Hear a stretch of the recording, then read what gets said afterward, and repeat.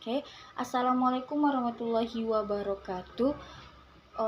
Baik, di sini saya Ainun Aziza dengan NIM 1900-2002 akan mempresentasikan tentang konsep perpustakaan di sekolah. Nah, perpustakaan di sekolah adalah bagian integral dari sebuah sekolah yang berfungsi sebagai pusat sumber belajar untuk mendukung kegiatan pembelajaran di sekolah.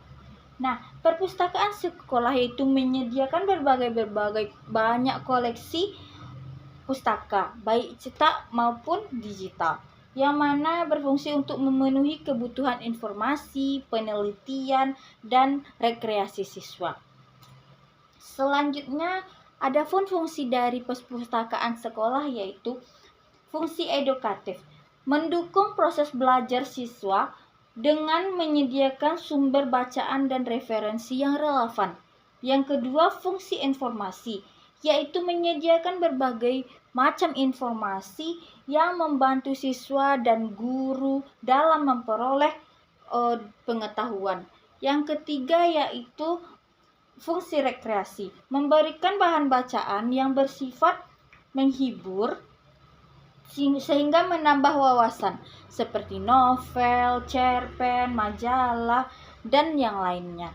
Nah, yang keempat yaitu fungsi penelitian, membantu siswa dan guru dalam melakukan penelitian dengan menyediakan literatur ilmiah dan akademik. Dan yang terakhir ada fungsinya itu sebagai bahan pengembangan minat baca, yang mana dapat meningkatkan kemauan dan kemampuan siswa dalam membaca untuk melalui koleksi dan menarik dan beragam.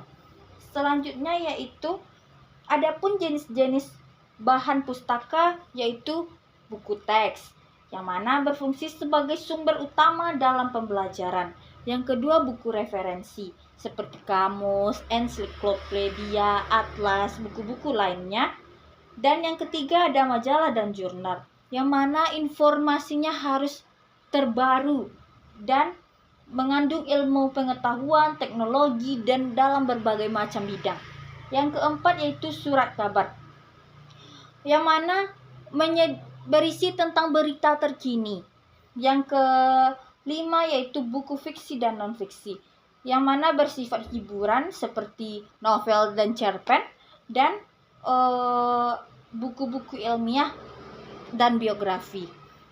Nah, yang kelima adalah buku audiovisual seperti DVD, CD, ataupun file-file digital lainnya yang mendukung pembelajaran literatif.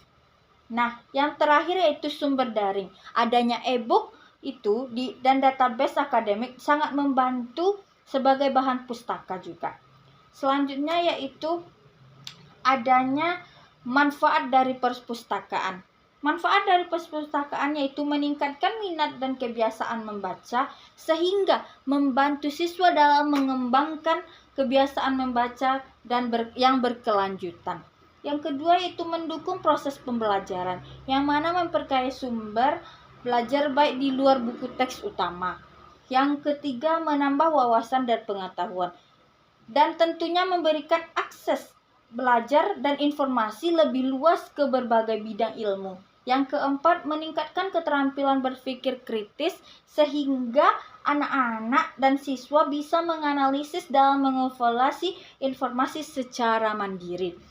Yang kelima yaitu menyediakan sumber hiburan yang edukatif, yang mana buku dapat atau bahan bacaan dapat menghibur namun tetap mendidik anak-anak.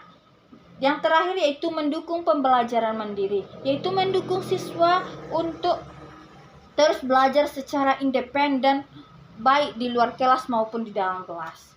Nah, selanjutnya adapun aspek-aspek manajemen perpustakaan yaitu adanya perencanaan, yang mana menyusun visi, misi, dan tujuan perpustakaan, sehingga mengadakan pengadaan koleksi buku dan bahan pustaka lainnya, dan menyusun strategi peningkatan pelayanan perpustakaan. Yang kedua yaitu pengorganisasian, yaitu menentukan struktur organisasi perpustakaan sekolah. Yang ketiga penganggaran, yaitu mengalokasikan mengalokasikan dana yang diberikan untuk membeli buku atau koleksi buku baru atau perawatan buku dan fasilitas perpustakaan lainnya.